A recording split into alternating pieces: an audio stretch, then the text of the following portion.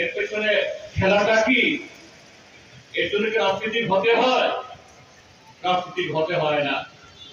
এই কুমারঘাটবাসী প্রায় প্রত্যেকে জানেন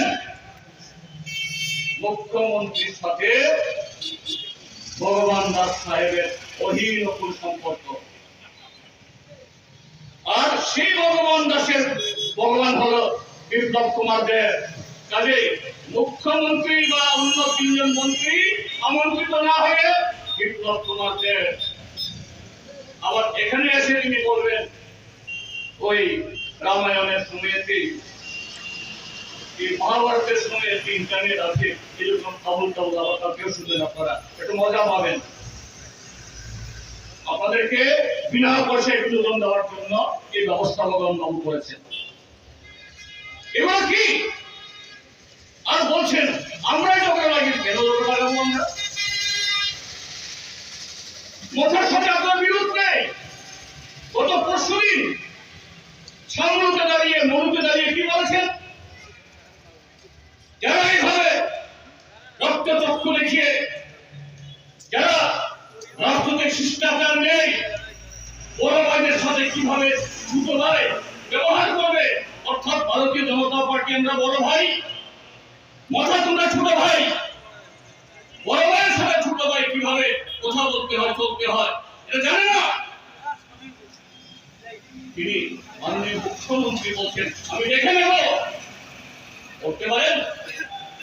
তিনি স্বরাষ্ট্রমন্ত্রী, তিনি এ রাজ্যের সাংবিধানিক অভিভাবক,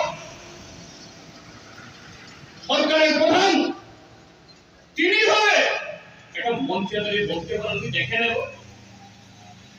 তিনি বলতে পারেন? এটা হওয়া উচিত না, এসব করবেন না।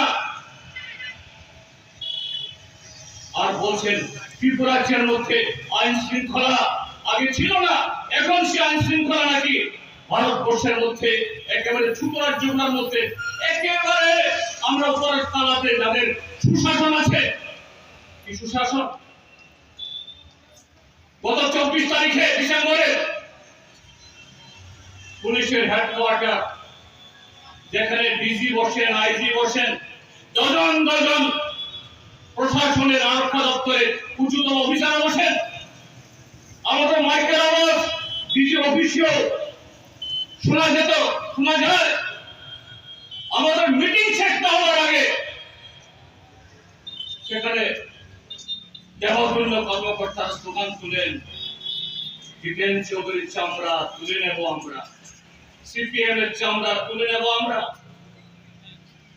গতকাল উদয়পুর মহকুমাতে, উদয়পুর শহরে ছাত্ররা একটা মিছিল করেছে অখিল ভারতীয় বিদ্যার্থী পরিষদের নামে।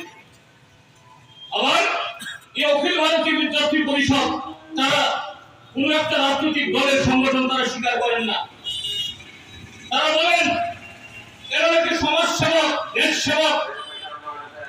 তাদের যিনি সভাপতি তিনি একজন অধ্যাপক, আর সেই ছাত্র